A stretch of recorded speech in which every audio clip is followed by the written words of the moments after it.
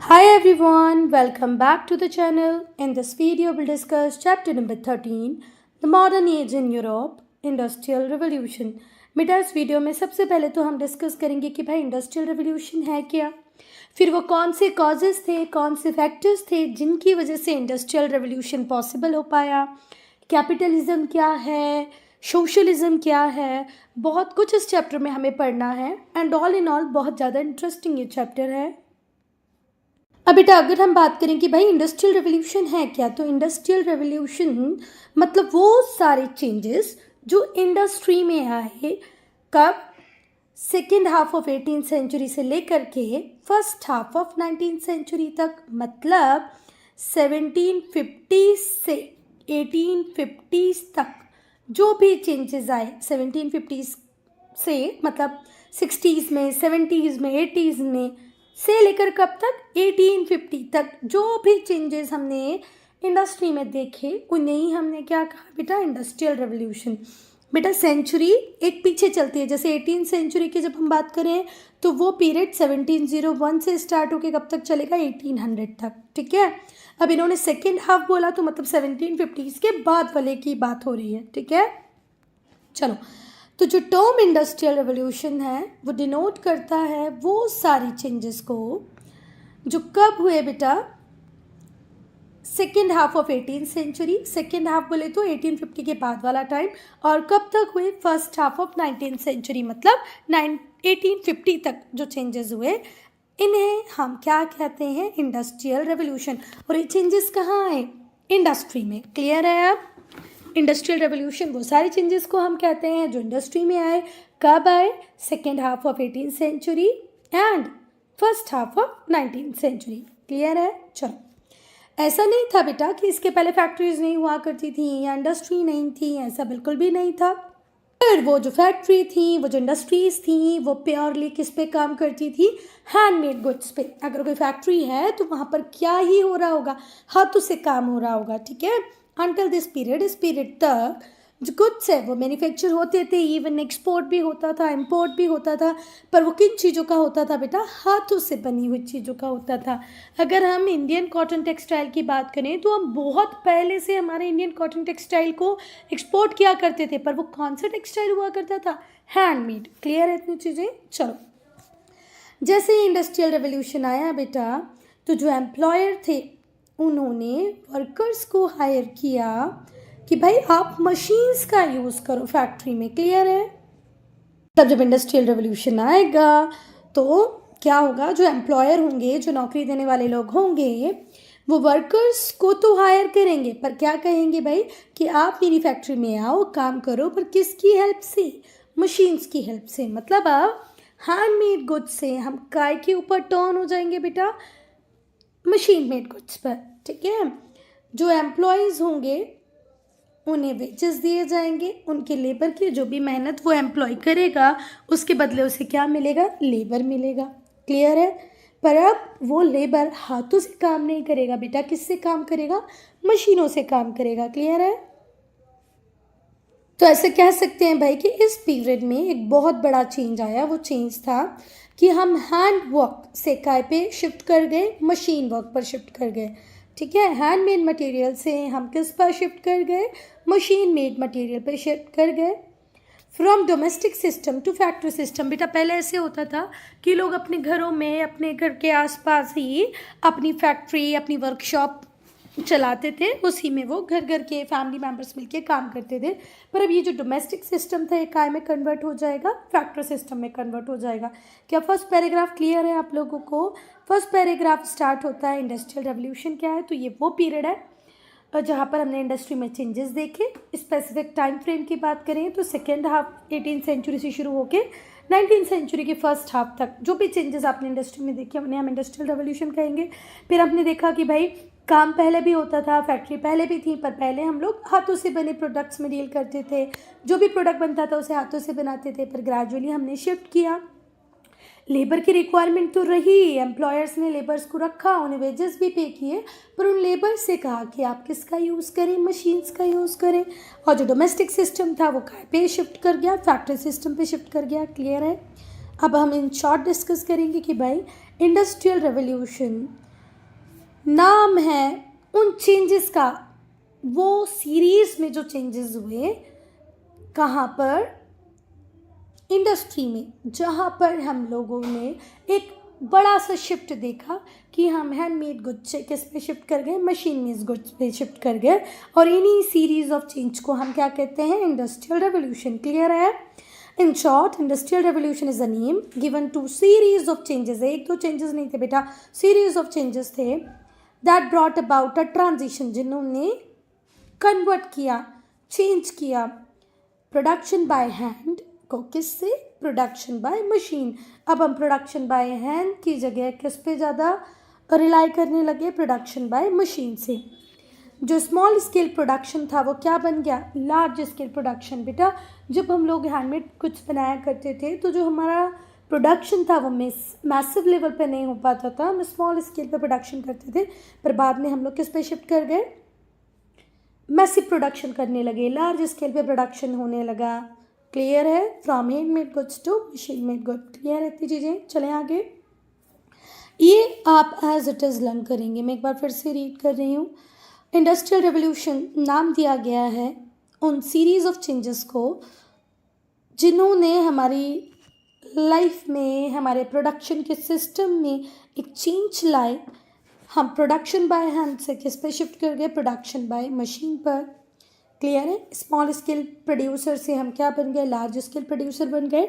Small scale production से हम किस पे शिफ्ट कर गए, लार्ज स्केल प्रोडक्शन पे शिफ्ट कर गए। हैंडमेड गुड्स की जगह हम किस पे रिलाई करने लगे, मशीन मेड गुड्स पे। अब बेटा हम इंडस्ट्रियल रेवोल्यूशन को इंडस्ट्रियल रेवोल्यूशन बोलते तो हैं, पर इससे आप ये ना समझ लेना कि यहाँ पर भी तलवारें चली होंगी, पिस्टल का यूज़ होगा, बॉम्ब्स गिराए होंगे, ऐसा बिल्कुल भी नहीं था। ठीक है? कोई सडन अपराइजिंग हुई होगी, कोई सडन अपहीवल हुई होगी, ऐसा बिल्कुल भी नहीं है। Industrial revolution was unlike any other revolution. ये दूसरे रेवोल्यूशन, दूसरी क्रांतियों की तरह नहीं था। ये सडन नहीं था कि आज रात सोए, सुबह उठे और बेस्टाइल पैलेस पे हमला कर दिया। ठीक है? ऐसा बिल्कुल भी नहीं था। इट वॉज नॉट सडन, कुछ भी तुरंत नहीं हुआ। नॉट वायलेंट, ना ही तो ये वायलेंट था, ना सडन था, ना ही तो इसमें कोई खून खराबा हुआ। No bloodshed, no violence, no sudden upheaval, ऐसा कुछ भी नहीं था। इवन लाइफ का लॉस भी नहीं हुआ, प्रॉपर्टी का लॉस भी नहीं हुआ। बाकी अगर हम फ्रेंच रेवोल्यूशन की बात करें, अमेरिकन रेवोल्यूशन की बात करें, तो प्रॉपर्टी का लॉस भी हुआ, लाइफ का लॉस भी हुआ, है ना। पर यहाँ पर ऐसा कुछ भी नहीं था। तो इंडस्ट्रियल रेवोल्यूशन दूसरे रेवोल्यूशंस की तरह बिल्कुल भी नहीं है। यहाँ कोई सडन अपहीवल नहीं हुई, कोई वायलेंस नहीं हुआ, कोई ब्लडशेड नहीं हुआ, जानें नहीं गई, प्रॉपर्टी नहीं खराब हुई, प्रॉपर्टी नष्ट नहीं की गई। कितनी बार हम होते हैं ना, वेंडलाइज कर देते हैं प्रॉपर्टी को, वो सब भी कुछ नहीं हुआ। ये रेवोल्यूशन पीसफुल था। ये शुरू होता है कहाँ पर, इंग्लैंड में।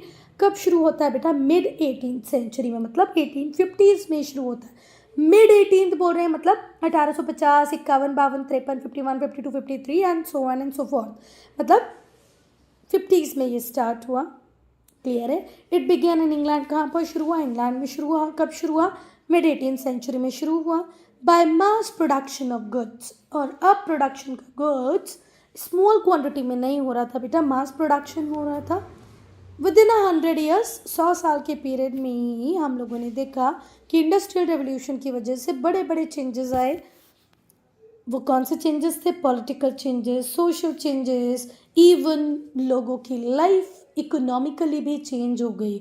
इंडस्ट्रियल रेवोल्यूशन के साथ political changes, social changes, economic life में भी लोगों के चेंज आने लगे। मतलब एक व्यक्ति है, उसका समाज भी चेंज हो रहा है, राजनीति भी चेंज हो रही है, और इकोनॉमिक लाइफ भी उसकी चेंज हो रही है। अब हम पढ़ेंगे बेटा कॉजेज ऑफ इंडस्ट्रियल रेवोल्यूशन के, भाई क्या क्या कारण थे जिनकी वजह से इंडस्ट्रियल रेवोल्यूशन हो पाया। तो बेटा इंडस्ट्रियल रेवोल्यूशन हमने पहले ही पढ़ लिया कि इंग्लैंड में शुरू हुआ, और इंग्लैंड में शुरू होने के बाद ये आसपास की सारी कंट्रीज़ में फैला, फ्रांस में, जर्मनी में, स्पेन में, बाद में रशिया में भी गया, बहुत सारी कंट्रीज़ में गया। कुछ इंपॉर्टेंट कॉजेज़ थे इंडस्ट्रियल रेवोल्यूशन के कि भाई ये इंग्लैंड में ही क्यों हुआ। मतलब ये एक ग्रेट डिस्कशन का मैटर है कि किसी भी कंट्री में हो सकता था, पर इंग्लैंड में ही क्यों हुआ। तो क्यों हुआ, तो पहला रीज़न अब हम डिस्कस करेंगे कि भाई इंग्लैंड में ही क्यों हुआ। तो इंग्लैंड में ही क्यों हुआ, फर्स्ट रीज़न अब हम देख रहे हैं, कंजीनियल एटमॉस्फेयर।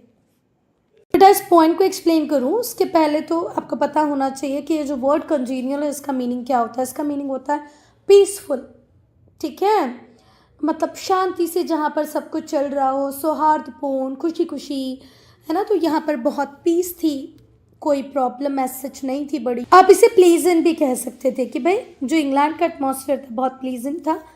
जब रेनेसा हो गया, रिफॉर्मेशन मूवमेंट हो गया, ठीक है, आफ्टर रेनेसा, आफ्टर रिफॉर्मेशन, जो इंग्लिशमैन थे वो एक ग्रेट डिग्री में फ्रीडम को एंजॉय कर रहे थे, freedom of thought, freedom of expression, ठीक है। और यहाँ पर क्योंकि हमें फुल फ्रीडम थी तो हमने देखा कि यहाँ पर स्कोप बना एक्सपेरिमेंटेशन के लिए, ठीक है। इवन गवर्नमेंट का भी बहुत कम इन्वॉल्वमेंट था लोगों की डेली लाइफ में, लोगों की लाइफ में गवर्नमेंट इंटरफेयर नहीं कर रही थी। ऑल इन ऑल इंग्लैंड का एटमॉस्फेयर ऐसा था कि वो सपोर्ट कर रहा था इंडस्ट्रियल रेवोल्यूशन को, नए नए एक्सपेरिमेंट हो रहे हैं, लोग कुछ भी सोचें वो अपने सोचने के लिए आज़ाद थे।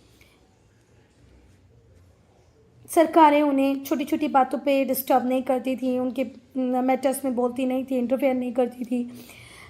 इस एटमॉस्फेयर में जो इंग्लिशमैन थे उन्होंने नए मेथड ऑफ प्रोडक्शन की बात की कि भाई डिफरेंट डिफरेंट फील्ड में किस तरीके से हम और ज़्यादा अच्छा और बेटर प्रोडक्शन कर सकते हैं। लार्ज नंबर में इन्वेंशन होने लगे ब्रिटेन में, ठीक है। कौन कर रहे थे, ब्रिटिश साइंटिस्ट। जो ब्रिटिश साइंटिस्ट थे वो कंटिन्यू कुछ ना कुछ इन्वेंशन कर रहे थे, और इन्हीं इन्वेंशंस की वजह से इंडस्ट्रियल रेवोल्यूशन आएगा। कहाँ पर बेटा, इंग्लैंड में। इंग्लैंड में जो इंडस्ट्री थी उनमें हमने देखा कि ये जो साइंटिस्ट के एक्सपेरिमेंटेशन थे उनकी वजह से वहाँ पर ड्रास्टिक चेंज आए। The large number of inventions made by British scientist, बहुत सारे इन्वेंशन ब्रिटिश साइंटिस्ट ने किए, ब्रॉट अबाउट अ रेवोल्यूशन, और इनकी वजह से रेवोल्यूशन आया। कहाँ पर, इंडस्ट्री में। कहाँ की इंडस्ट्री में, इंग्लैंड की इंडस्ट्री में। मशीनों का इन्वेंशन हुआ, क्लियर है, invention of machinery and it's use in manufacturing. मशीनों का इन्वेंशन हुआ, फिर मैन्युफैक्चरिंग में हम उनका यूज़ करने लगे, और ये स्टार्टिंग पॉइंट था इंडस्ट्रियल रेवोल्यूशन का। जॉन की ने एक मशीन बनाई जिसका नाम था फ्लाइंग शटल। जॉन की जो एक वीवर थे, कहाँ के वीवर थे, लैंकाशायर के, ठीक है। वहाँ पर वो वीविंग करते करते एक दिन सोच में पड़े कि क्यों ना एक ऐसी मशीन बनाऊं जिससे मेरे वीविंग का काम आसान हो जाए। तो उन्होंने फ्लाइंग शटल को इन्वेंट किया जिसने वीविंग के स्पीड को बहुत तेज़ी से बढ़ा दिया। बेटा आप एक बार इस वर्ड का प्रोनाउंसिएशन देख लेना, है ना। लैंकाशायर मैं बोलती हूँ पर वो शायद सही नहीं है, ये तो आप लोग इसका प्रोनाउंसिएशन एक बार देख लेंगे। तो हाँ, ये इंग्लैंड में अब क्या आ गई, फ्लाइंग शटल आ गई जिसने इस वीविंग के स्पीड को बहुत बढ़ा दिया। It also made the weaving of broad cloth by 1% possible. एक ही व्यक्ति अब ब्रॉड क्लॉथ को वीव कर पाता था फ्लाइंग शटल की हेल्प से। अ लैंकाशायर वीवर नेम्ड जेम्स हारग्रीवर। अब बारी आई बेटा एक और वीवर की जो भी लैंकाशायर से ही थे, जिनका नाम था जेम्स हारग्रीवर्स। उन्होंने एक मशीन बनाई जिसका नाम था स्पिनिंग जेनी, क्लियर है। पहले बनी फ्लाइंग शटल, बनाने वाले कौन थे बेटा, जॉन के। जॉन की के बाद कौन आए, जेम्स हारग्रीवर। इन्होंने क्या बनाई, spinning jenny. It could spin 8 thread at a time, और एक बार में ये कितने धागे बना सकती थी, 8, क्लियर है। तो अब स्पिनिंग का काम भी आसान हो गया, वीविंग का काम भी आसान हो गया। सब लोगों ने चरखा देखा होगा ना, गांधी जी का चरखा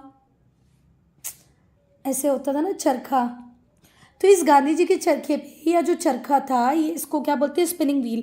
इस स्पिनिंग व्हील पे तो हम एक ही धागा बना पाते थे एक बार में, है ना। पर जो जेम्स हारग्रीवर ने मशीन बनाई, है ना, जिसका नाम उसने रखा स्पिनिंग जेनी, उसमें 8 थ्रेड एक बार में बनते थे, क्लियर है। Yarn spin on jenny was not very strong.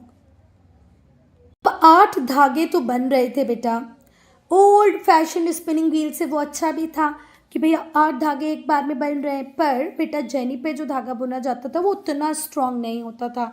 तो अब और इन्वेंशन होगा, वो कौन लेके आएंगे? Richard Arkwright. Richard Arkwright invent करेंगे वाटर फ्रेम को। ये प्रोड्यूस करेगी हार्डर एंड स्ट्रॉन्गर यार्न। किसके कंपैरिजन है? स्पिनिंग जेनी के कंपैरिजन में। क्लियर है? जॉन के flying shuttle, James Hargreaves, spinning jenny. Spinning jenny का धागा था कच्चा, तो कौन आए? Richard Arkwright. रिचर्ड आर्कराइट ने वाटर फ्रेम बनाया जो हार्डर स्ट्रॉन्गर यार्न बनाता था। But it was run by water power. पर इसे रन किससे किया जाता था बेटा? वाटर पावर से। क्लियर है? It assured in the factory system. और यहाँ से शुरुआत होगी बेटा किसकी? फैक्ट्री सिस्टम की, क्योंकि अब ये वाटर पावर पे चल रही है। आप घर में कैसे ही जनरेट करोगे, ठीक है? तो वाटर पावर जनरेट करना, इसके लिए फैक्ट्री सिस्टम बहुत ज़रूरी था, और यहीं से फैक्ट्री सिस्टम की स्टार्ट होता है।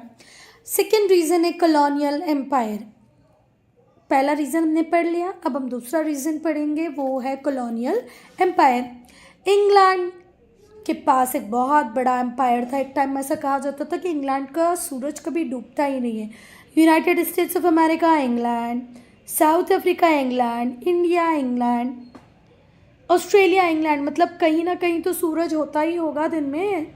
और ये सब जितने भी कंट्रीज़ के मैंने नाम लिए इंग्लैंड की कॉलोनी थे। तो एक कॉलोनियल वास्ट कॉलोनियल एम्पायर का मालिक हुआ करता था कौन? ब्रिटेन। इंग्लैंड, ठीक है? England had a large colonial empire. England के पास एक बहुत बड़ा साम्राज्य था। फ्रॉम हर कॉलोनीज, और ये इन सारी कॉलोनीज से क्या लेता था? Raw material. इंडिया से भी रॉ मटेरियल ले रहा था, यूएस से भी रॉ मटेरियल ले रहा था। यूएसए भी किसकी कॉलोनी था बेटा? अंग्रेजों की, इंग्लिश की। हम इंडिया भी किसकी कॉलोनी थे? इंग्लिश की। इवन साउथ अफ्रीका भी किसकी कॉलोनी था? इंग्लिश की। तो ये इन तीनों ही जगह से क्या मंगवा लेता था? चीपर रेट्स में रॉ मटेरियल अपनी फैक्ट्रीज़ के लिए। और ये जो कॉलोनीज़ थी ये किसकी तरह भी काम करती थी? मार्केट्स की तरह भी काम करती थी।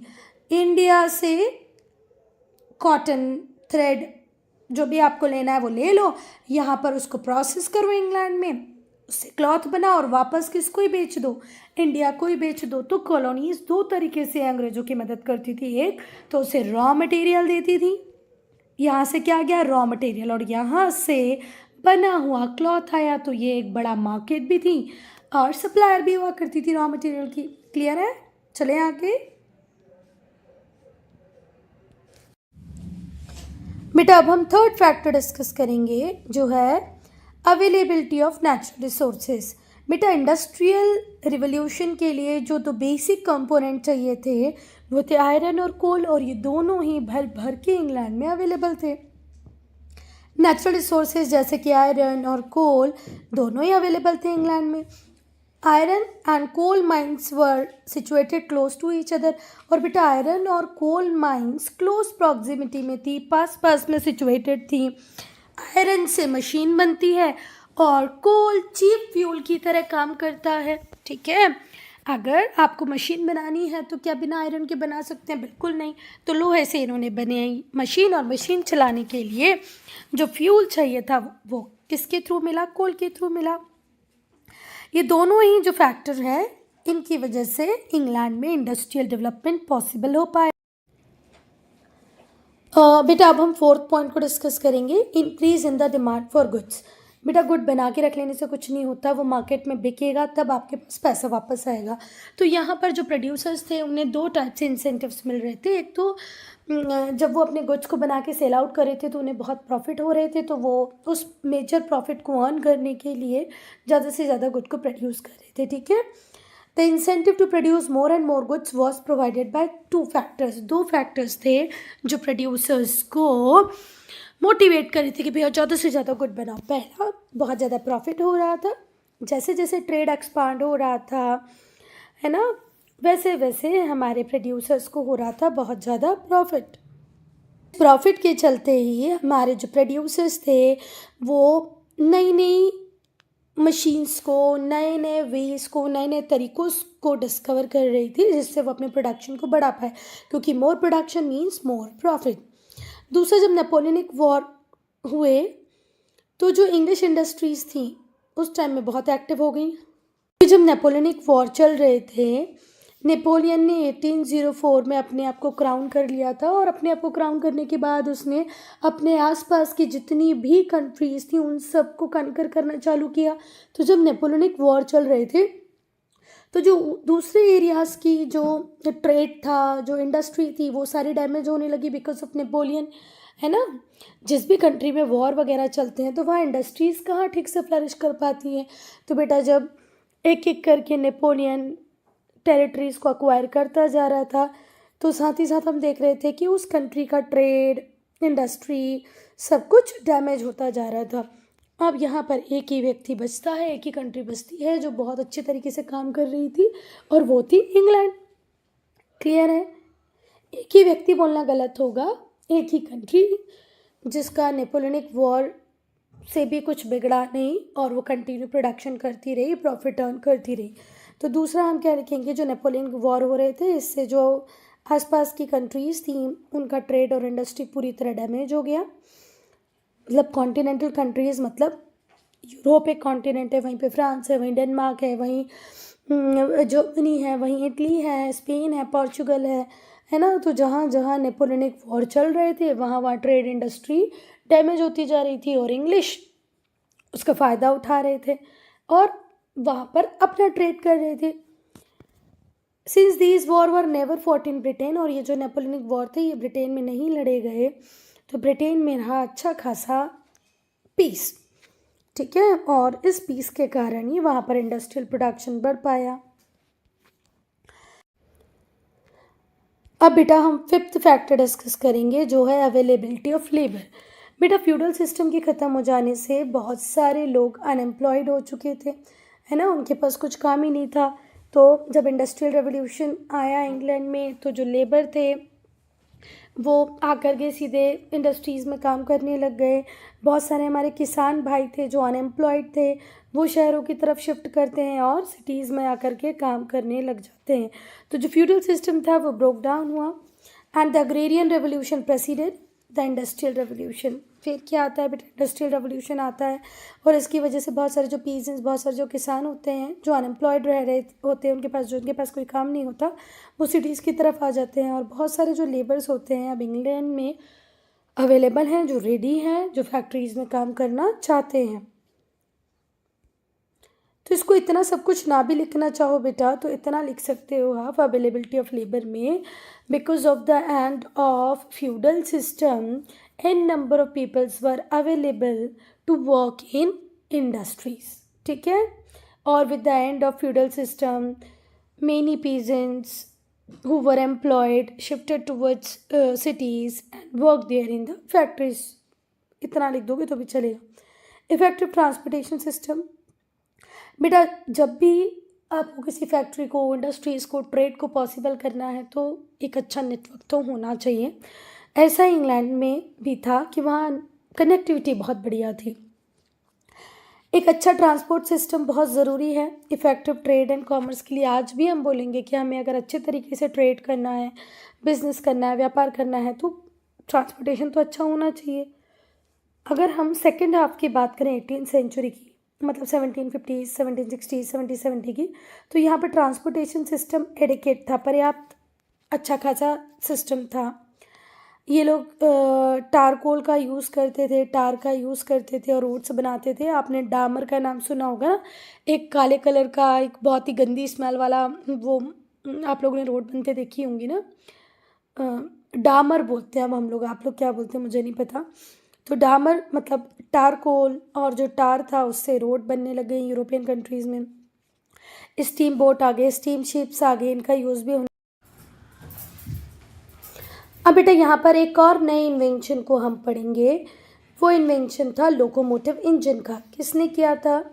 George Stephenson. ठीक है, देखो अभी तक हमने देखा टारकोल, कोल से रोड बनने लगी, स्टीम बोट्स आ गई, स्टीम शिप्स आ गई, और अब क्या भी आ गए, लोकोमोटिव इंजन, मतलब जो ट्रेन चलाने वाले इंजन होते हैं, इनकी बात हो रही है यहाँ पर।